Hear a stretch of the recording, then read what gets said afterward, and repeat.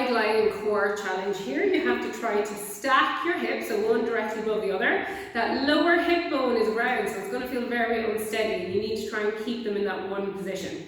Thinking of the front of the hips like the headlights in the car, you want them pointing in one direction, not waving upwards and downwards. You're pressing into that lower elbow, so that lower elbow is below your shoulder. Try and stack those joints to make it a bit easier, and then push the floor away, so you're really encouraging those lower shoulder blade muscles to work so that you don't end up sinking down into your shoulder like that. Also, those lower ribs stay lifted, you don't want them sinking down towards the floor, so you want a nice straight line, armpit down to that hip. Your top hand, then you're just going to reach it in behind the back of the head, taking care not to push your head forwards. You want to keep the length in the neck. And then you're going to float your top leg off your bottom leg.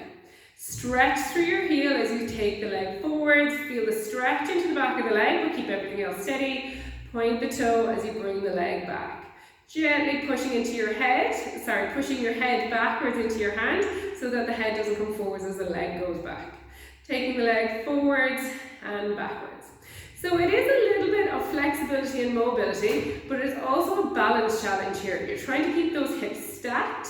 You're trying not to move your trunk. The temptation is to move your trunk and your head in the opposite direction as the leg to balance. And you're trying to avoid that or minimize that. Forwards and backwards, try to keep that leg at the same height. So a very tricky exercise, even though there's not a huge amount of movement, the difficulty is the not doing extra movement. And then obviously do the same on the opposite side.